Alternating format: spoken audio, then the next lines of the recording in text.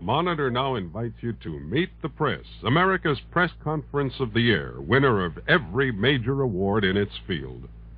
Today's guest on Meet the Press will be Sergeant Shriver, Director of the Peace Corps. We will bring you today's program in a moment after this message.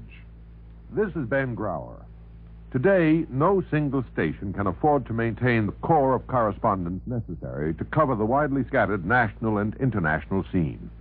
That's why this station's affiliation with the NBC radio network is important to you, the listener. For in addition to local news coverage, you get national and international developments firsthand by direct report from correspondents on the scene. These newsmen draw from their broad background of reporting, adding insight and interpretation. Another asset is NBC's exclusive hotline service, which can interrupt a program any time with news of special importance or with additional details on a major story. NBC's hotline means that in emergencies, you don't have to wait for regularly scheduled hourly newscasts. You are kept informed as the news breaks. This station, backed by the ever-alert service and staff of NBC Radio News, actually keeps you tuned to the world. Don't just dream about a dream house. Do something. Start collecting the down payment by buying Series Z United States savings bonds every month. In just 7 years and 9 months, you'll get back $4 for every $3 you invest. And saving is automatic when you buy bonds through the payroll savings plan where you work. Makes it easy to put away for a new home or retirement or a college education fund. So start saving for your future now with United States savings bonds. And now meet the press. Today's guest, Sergeant Shriver, Director of the Peace Corps. Our panel consists of Peter Braestrup, the New York Times, Peter Lithegor, Chicago Daily News, May Craig of the Portland, Maine Press Herald, and Ray Scherer, NBC News. Lawrence E. Spivak will moderate. Now, here is our moderator. This is Lawrence Spivak, inviting you to meet the press. Our guest today is the Director of the Peace Corps, Mr. Sergeant Shriver. Now, here's the first question from Peter Lithegor of the Chicago Daily News. Mr. Shriver, the Peace Corps caught on because it seemed to tap an unfulfilled sense of idealism or of national purpose among many young Americans. Have you found this sense sustained in the 9 months you've been in business? Oh, yes, I have. We're receiving applications from men of that caliber and women at the rate of about 1,000 a month. So I think it has been sustained.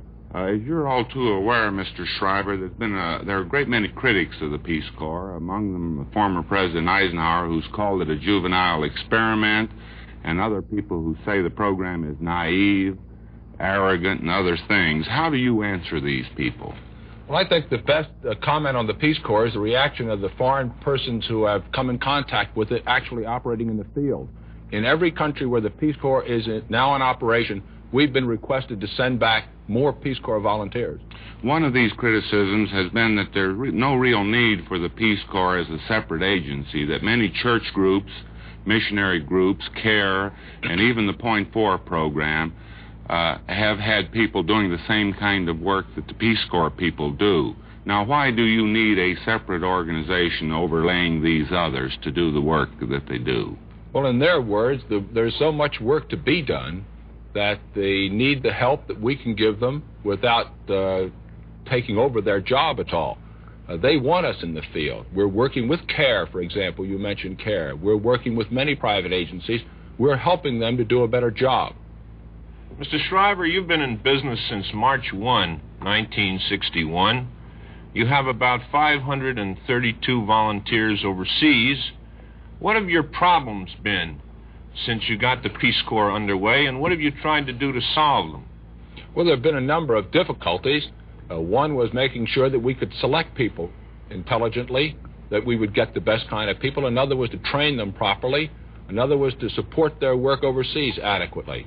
All of these things have required a great deal of skill, and I'm glad that a large number of dedicated Americans have come to Washington to try and help us solve those problems. At one point, Mr. Shriver, you asked industry and labor to grant employees leaves of absence and a certain amount of job security so they could join the Peace Corps and come back and get their jobs 2 years hence. Have you had enough cooperation from these groups? My information is that they haven't been too quick to grant their employees leaves of absence to serve their country in the Peace Corps. I don't know of a single case so far, Mr. Braestrup, where an employer has refused to grant a leave of absence. We haven't had an occasion to ask for many, but in several that we have asked, those leaves have been given. Mrs. Craig. Mr. Shriver, as you know, some senators are worried for fear the communists will infiltrate the Corps, and you promised to screen them carefully. How are you doing that? Well, in the first 6 or 8 months, Mrs. Craig, we required a full FBI field check on every volunteer before they went overseas, and we did do that. After Congress passed the legislation, we had to change that because Congress changed it.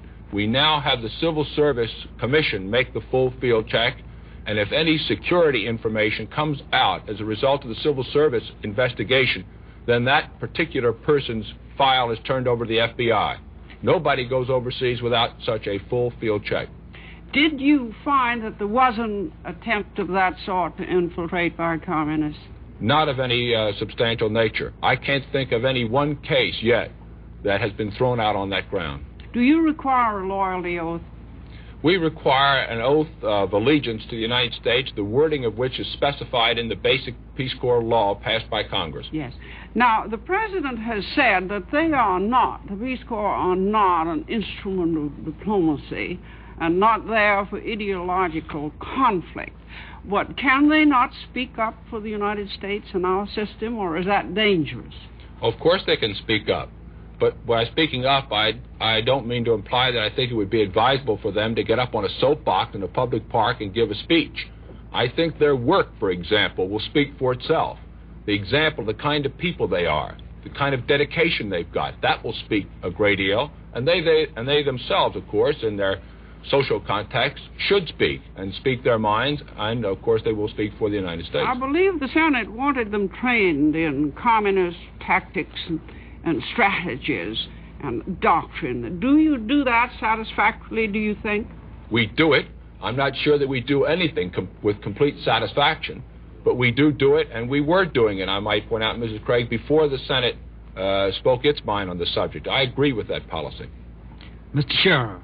Referring again to President Eisenhower's comment on the Peace Corps that it was a juvenile experiment, if a man of such eminence and compassion for those abroad should make such a judgment, doesn't it mean that there's really widespread skepticism about the Peace Corps? I think there was widespread skepticism about the Peace Corps at its beginning. I think, however, that skepticism is beginning to diminish as the people of our country see the Peace Corps in actual operation. First place, the average age of Peace Corps volunteers is 24 years of age. Those are not just juveniles, I think. Second place is they're doing real work overseas, and they do only work that they're requested to do. So I think that the impression is perhaps disappearing a little bit. How do you account for the fact that the conservative right has been so charitable to the Peace Corps? So charitable? They've taken, a rather friendly attitude. Well, I think that the Peace Corps, in many respects, is conservative. We appeal to the spirit of personal initiative, to the spirit of volunteering to do something for your country. It's patriotic. These are some of the qualities that right-wing people look for in the American personality and character. Having been out in the field and talked to some of the Peace Corps men, seen them in action, you come away with a feeling that the job they have to do is so immense that there is what I think you call a potential for frustration. How do you keep them geared to the fact that they're really not going to change the world overnight? Well, this starts when they first volunteer. It goes on during the training program. We try to make it clear that they can't change the world overnight. Then overseas, we have effective leaders who continually repeat to them this kind of admonition and advice. And I think that in addition to that, we have people with great maturity in the Peace Corps, for the most part, and I think they're prepared that their work will not change the world overnight. What bugs have you found in it so far, now that they are out in the field? What things that have to be corrected? What changes would you make if you were starting it all over again? Well, we're emphasizing language instruction even more than we did from the beginning. From the very start, as you know, we've always emphasized that the people who went overseas had to know the language. Well, we're confirmed in that opinion, and we're going to improve the amount of language instruction that we give. That's one example.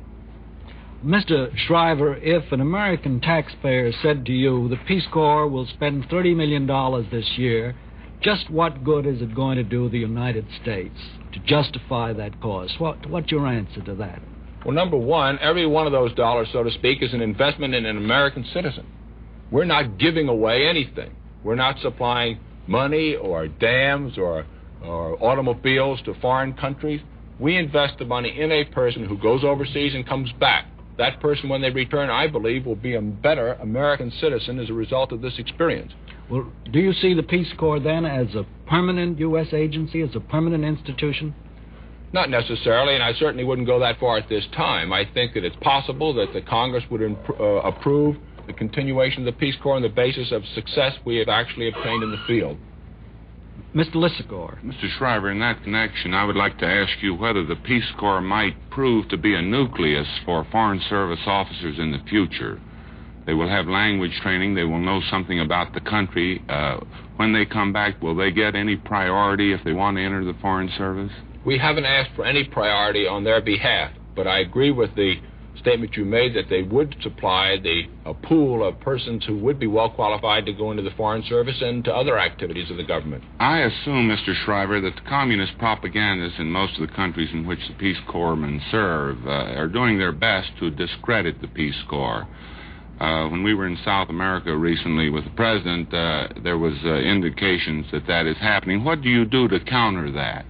I think the job that our people do is the best counter attack against that kind of propaganda. As long as the communists can only talk against the Peace Corps but can't do anything against it, I think we'll be getting along all right. I'd like to ask you another question. President Kennedy, in setting up the Peace Corps, said that the people would live under the same conditions as the natives of the country they're serving. They would eat the same things, have pretty much the same lodgings and so on. Now, we've had reports that some of the Peace Corpsmen live far better than the natives. In fact, some of them live pretty well. Now, what has happened? Have you changed your view about how the Peace Corps should live in the villages? No, we haven't changed our view, but it wasn't quite the way you described it, I think, Mr. Lissagore. We always said that the Peace Corps people would live as closely as they could to their counterparts, which means that an American teacher going overseas would live like a Nigerian teacher. Now, in some countries, teachers live pretty well. They're perhaps more highly regarded even than they are in our own country.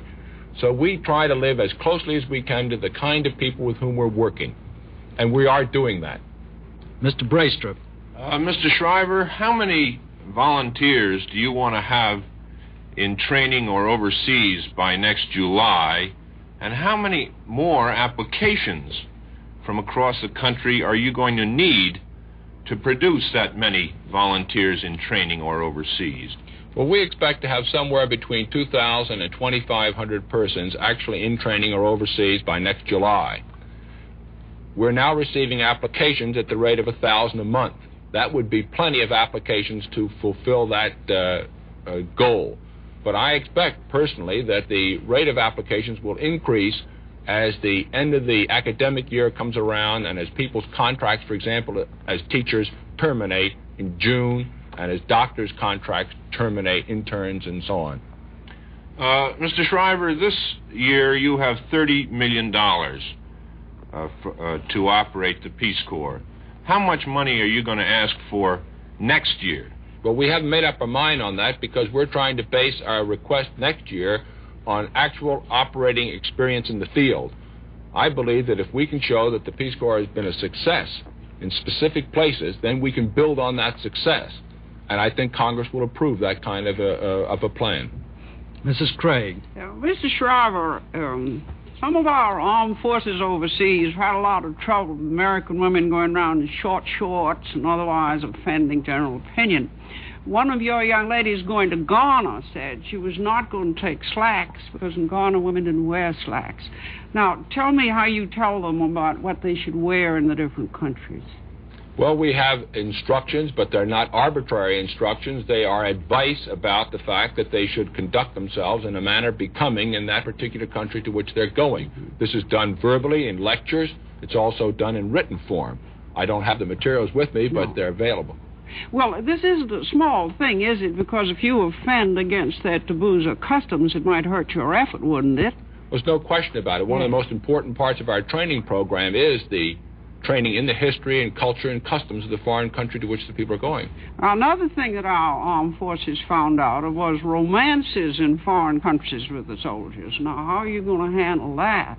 Well, we've had a few romances in the Peace Corps already. As a matter of fact, I think we've had 3 weddings, and they've turned out very nicely so far, and there's no problem at all. I do not mean romance within the Corps. I meant romance within the people of the countries to which they sent. Well, I guess that's one of those problems that we'll face when we come to it. We haven't reached that point yet. Missionaries have told me that they can be in those countries sometimes for 10 or 15 years and never know the secret taboos that they may have offended against. How do you handle that kind of thing? Well, I think it's only fair to say that there will be mistakes made by Peace Corps volunteers in various countries. We're dealing with human beings, and all human beings make mistakes. And they're going to make mistakes in some of these foreign countries. That's one of the things we have to be prepared to face. But the fact that some mistakes can be made shouldn't deter the missionaries from going. Thank God it hasn't. They've all gone, and I don't think it should deter us. Do you think you have really delved into some of those very secret, mysterious taboos they have in those countries? Well, I haven't, no. But the instructors who teach the Peace Corps volunteers have. They're all people in every case who are very well acquainted with the foreign countries about which they're teaching. Mr. Shriver. Mr. Shriver, what makes the ideal Peace Corps volunteer, if there is such a thing? What kind of background gives you the best people? I think the first quality that we look for are those nebulous qualities of character, adaptability, perseverance, dedication, those kinds of things. And we look for them by seeing whether a person in this country, in his own home community, has those kinds of characteristics. Has he worked or has she worked for other people in boys' club work, in the YMCA, in Boy Scout work, in any kind of settlement work? Have they shown specific interest in other people? And do their colleagues and do their people for whom they work give them a good recommendation? A British official in Africa told me recently that the average American makes the best ambassador. Do you subscribe to that? Well, maybe I'll be able to answer that question better a couple of years from now when we've had more average Americans overseas, but I think it's a very good chance that it's true. What about the misconception that you run into about the Peace Corps? The people say that you send college men overseas to dig ditches, and on the other hand, people say that you send them overseas without any training. What are you doing about these misconceptions?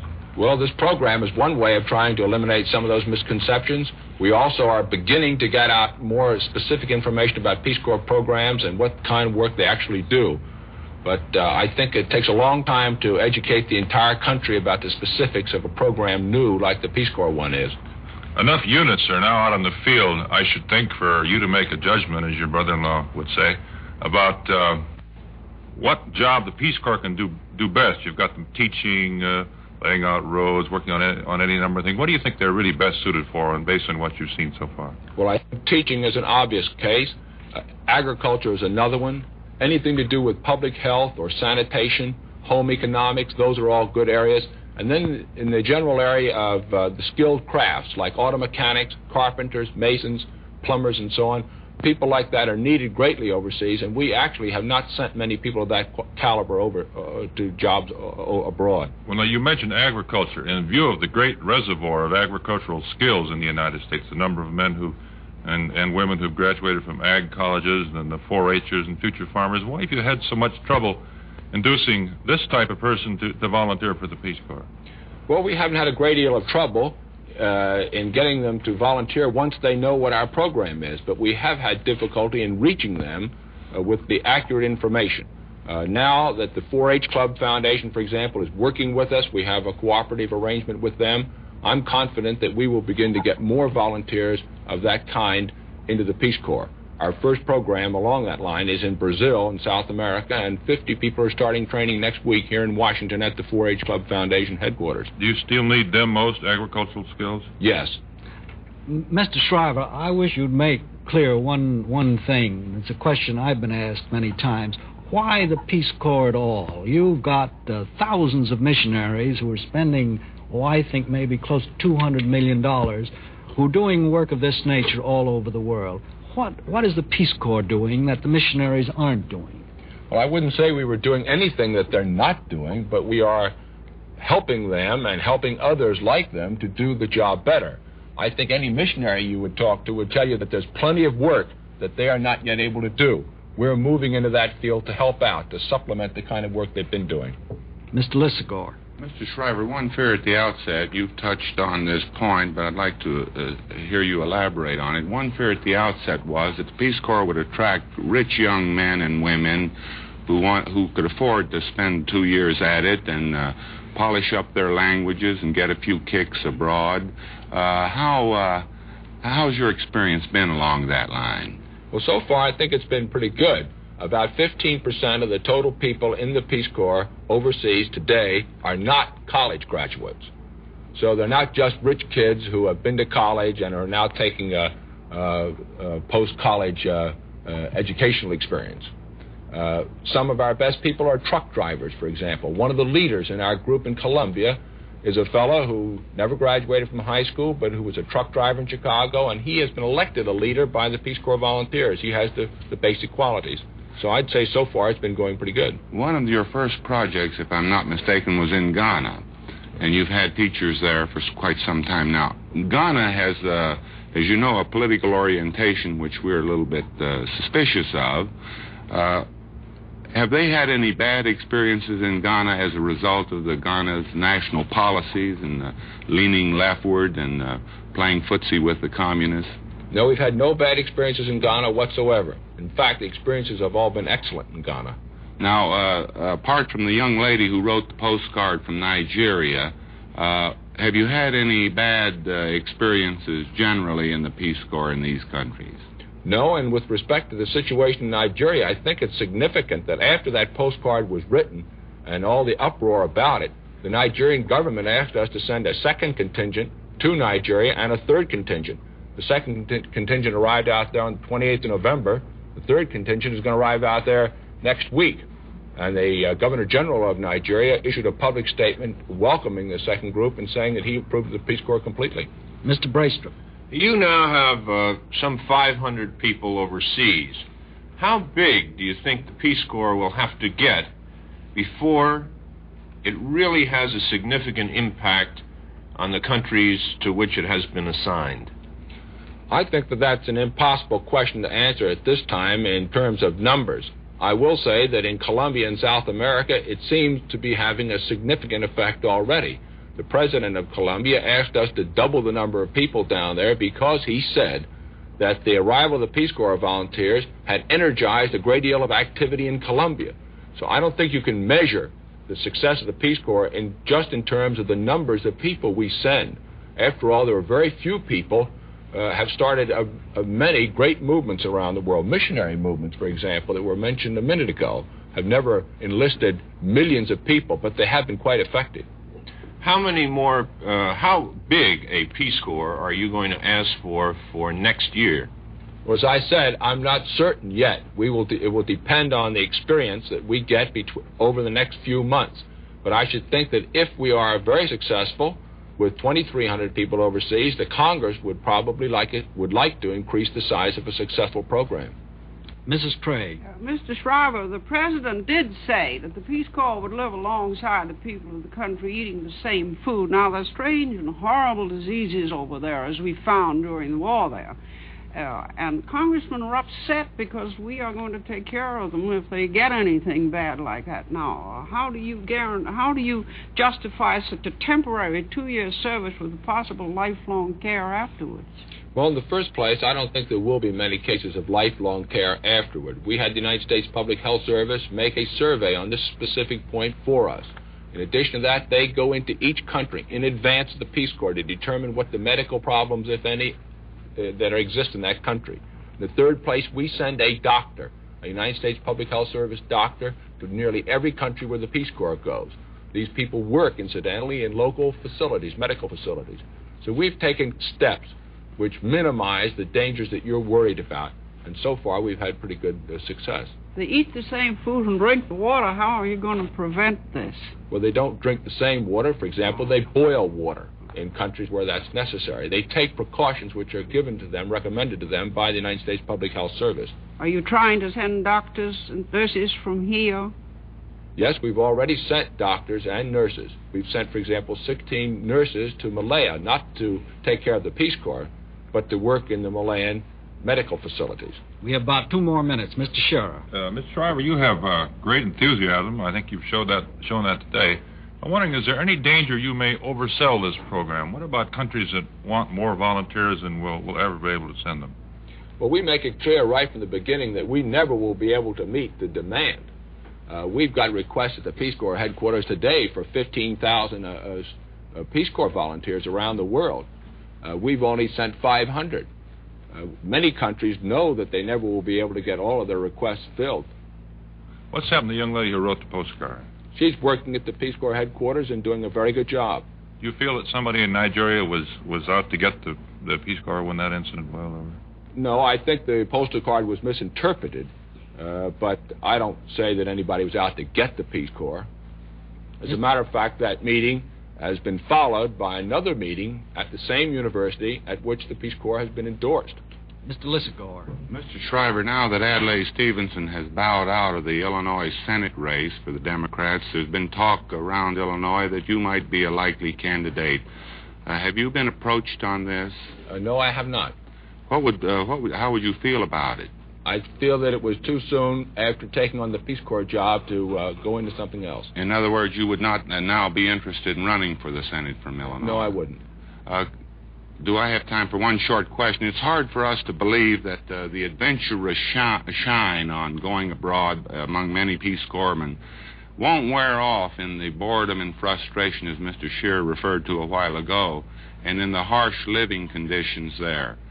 Have you found any people already becoming bored and frustrated? Has the attrition started, or don't you accept this premise?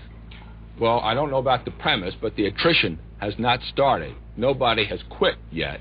We have brought some fellows home for medical reasons. Thank you. At this point, we're going to have to suspend our question. Thank you, Lawrence Spivak. In just a moment, we'll tell you how you can get a copy of this week's Meet the Press discussion. Saturn, to the ancient Romans a god, to astronomers the second largest planet, to space scientists, Saturn is a huge rocket designed to bear the burden of U.S. space missions after the turn of the year. It'll be a Saturn space vehicle that will take a 3-man crew to the moon and back, and that's some of the exciting news that I, Merrill Muller, hope to be reporting to you in the future. For news of today, covered clearly, concisely, and down-to-earth style, stay in touch with NBC Radio News on the Hour. You know, Americans are inclined to take a lot for granted, but to people in an undeveloped country, a good road, plumbing, and good farming methods simply do not exist. These young nations need help which you can provide as a member of the Peace Corps. The Peace Corps needs people who know how to design and construct farm buildings, farm management experts to plan the best use for the soil, farm mechanics to explain the care and maintenance of tractors, people experienced in vocational agriculture to teach in schools, engineers to develop irrigation systems. The list goes on, and your skills can help. That's why the Peace Corps wants you to volunteer. And don't count yourself out because you don't have a college degree. With the Peace Corps, your 4-H Club and Future Farmers of America experience is just as important. For more information, write to the Peace Corps, Washington 25, D.C. Volunteer your services to the Peace Corps. Remember, your skills can help. That address again, the Peace Corps, Washington 25, D.C. Now, more details on Meet the Press. Today's guest was Sergeant Shriver, Director of the Peace Corps, and the panel consisted of Peter Braystrup, New York Times, Peter Lissagore, Chicago Daily News, May Craig, Portland Press Herald, and Ray Scherer, NBC News. For a printed copy of today's Meet the Press interview, send 10 cents in coin and a stamped self-addressed envelope to Merkle Press, M-E-R-K-L-E, Merkle Press, 809 Channing Street, Northeast Washington, D.C. Meet the Press will be heard again next week at the same time, when the guest will be Alan Dulles, the former director of the CIA.